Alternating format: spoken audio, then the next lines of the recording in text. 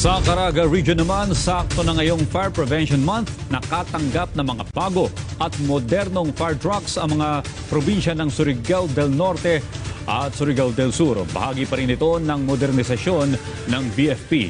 Si Jennifer Cayetano ng PIA Caraga sa sentro ng balita.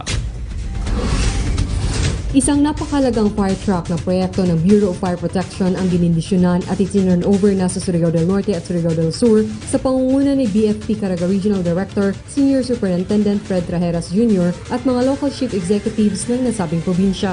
Ang mga makabago at modernong mga fire trucks ay nagkakahalaga ng halos 13 million pesos at ang kabuuang halaga ng 8 fire trucks ay nasa 102,384,000 na pinunduhan naman ng BFP Central Office. Nabiyayaan ng bagong FV34 Isuzu fire trucks ang lungsod ng Claver at Higakit sa probinsya ng Surigao del Norte, mga lungsod ng San Agustin, Tago, Bayabas, Tandag at Bislig naman sa probinsya ng Surigao del Sur, maging ang ilang barangay at lungsod ng Bunawan sa probinsya ng Agusan del Sur.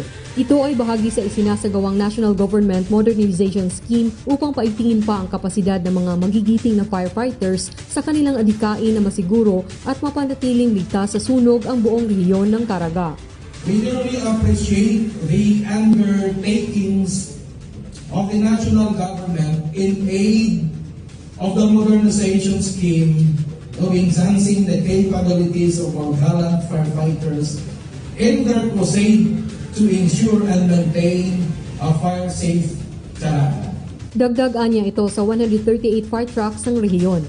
Sa ngayon, ang buong rehiyon ng Caraga ay may 2,804,788 population at ang ratio ng isang fire truck ay 1 to 28,000 population.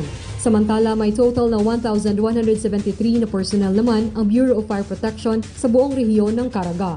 Kasama si Susil Ragas, Jennifer Peña Gaetano ng Philippine Information Agency Caraga para sa Bayan.